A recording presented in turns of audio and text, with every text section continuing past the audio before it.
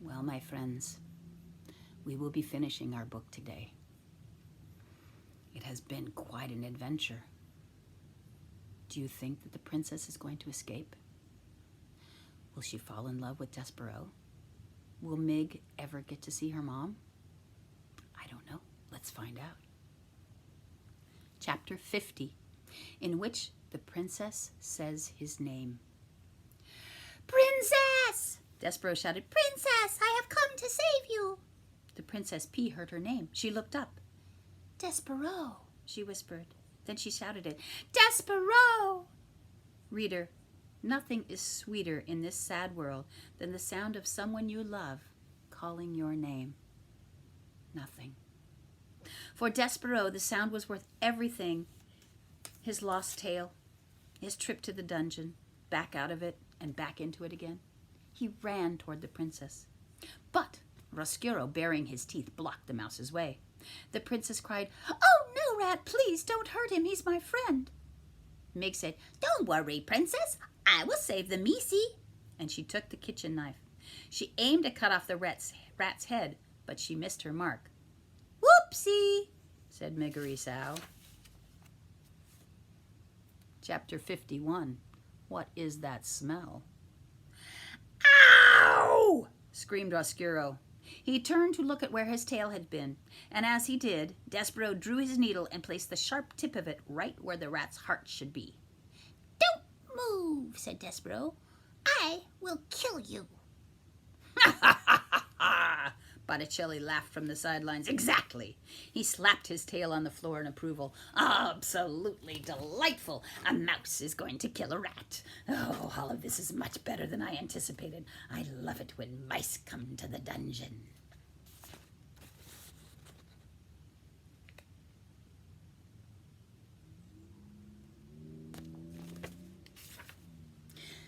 "Let me see," said the other rats, pushing and shoving.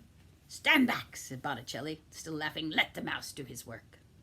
Despereaux held the trembling needle against Roscuro's heart. The mouse knew that as a knight it was his duty to protect the princess. But would killing the rat really make the darkness go away? Despereaux bowed his head ever so slightly, and as he did so, his whiskers brushed against the rat's nose. Roscuro sniffed. "Oh, what is that smell?" he asked. "Mousy blood!" shouted a rat. "Blood and bones!" shouted another. "You're smelling tears," Botticelli said. "Tears and thwarted love." "Exactly," said Roscuro. "Yet there's something else." He sniffed again, and the smell of soup crashed through his soul like a great wave, bringing with it the memory of light, the chandelier, the music, the laughter, everything. All the things that were not, would never, could never be available to him as a rat. "Soup!" moaned Roscuro, and he began to cry. "Boo!" shouted Botticelli. "Sss!" hissed the rats. "Kill me," said Roscuro. He fell down before Despereaux. "It will never work. All I wanted was some light. That is why I brought the princess here, really, just for some beauty, some light of my own." "Please," shouted Botticelli, "do kill him. He is a miserable excuse for a rat." "No, Despereaux," said the princess. "Don't kill him." Despereaux lowered his needle. He turned and looked at the pea. "Boo!" shouted Botticelli again. "Kill him! Kill him! All this goodness is making me sick. I've lost my appetite." "Gore!" shouted Mig, waving her knife. "I'll kill him." "No, wait," said the princess. "Roscuro," she said to the rat. "What?" he said. Tears were falling out of his eyes and creeping down his whiskers and dripping onto the dungeon floor. And then the princess took a deep breath and put a hand on her heart. I think, reader, that she was feeling the same thing that Despereaux had felt when he was faced with his father begging him for forgiveness. That is, P was aware suddenly of how fragile her heart was, how much darkness was inside it, fighting always with the light. She did not like the rat. She would never like the rat, but she knew what she must do to save her own heart. And so, here are the words that the princess spoke to her enemy. She said, Roscuro, would you like some soup? The rat sniffed. Don't torment me, he said. I promise you, said the princess, that if you lead us out of here, I will get cook to make you some soup, and you can eat it in the banquet hall. Speaking of eating, said one of the rats, give us the mousey. Yeah, shouted another, hand over the mouse. Who would want him now, said Botticelli. The flavor of him will be ruined. All that forgiveness and goodness. Blah. I, for one, am leaving. Soup in the banquet hall? Roscuro asked the princess. Yes, said the pea. Really? Truly, I promise. Gore, shouted Mig. Soup is illegal. But soup is good, said Despereaux. Yes, said the pea, isn't it? The princess bent down before the mouse. You are my knight, she said to him, with a shining needle, and I am so glad that you found me. Let's go upstairs. Let's eat some soup. And reader, they did. Chapter 52, Happily Ever After. But the question you want answered, I know, is, did they live happily ever after? Yes and no. What of Roscuro? Did he live happily ever after? Well, the Princess Pea gave him free access to the upstairs of the castle, and he was allowed to go back and forth from the darkness of the dungeon to the light of the upstairs. But alas, he never really belonged at either place. The sad fate, I am afraid, of those whose heart break and then mend in crooked ways. But the rat, in seeking forgiveness, did manage to shed some small light, some happiness into another life. How? Roscuro, reader, told the princess about the prisoner who had once owned a red tablecloth, and the princess saw to it that the prisoner was released.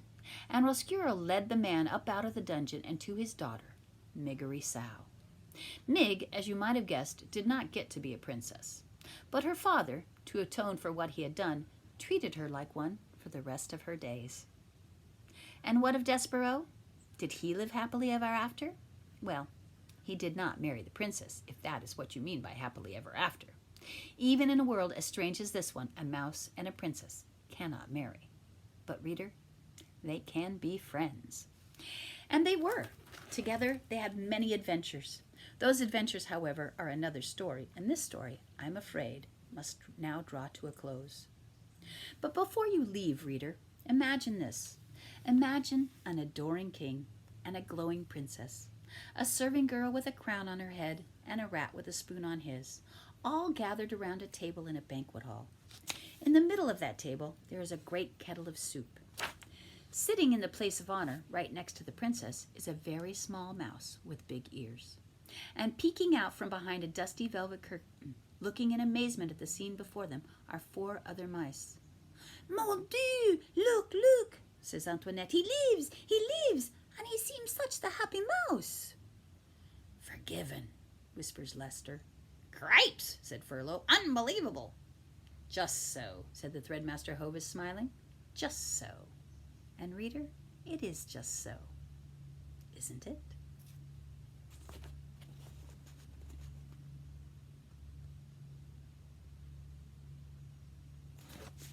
And so ends the story of the tale of Despereaux. Oh, but wait, there's a coda. A coda means a little something after the end. Do you remember when Despereaux was in the dungeon, cupped in Gregory the jailer's hand, whispering a story in the old man's ear? I would like it very much if you thought of me as a mouse, telling you a story, this story, with the whole of my heart, whispering it in your ear in order to save myself from the darkness, and to save you from the darkness too. Stories are light, Gregory the jailer told Despereaux. Reader, I hope you have found some light here.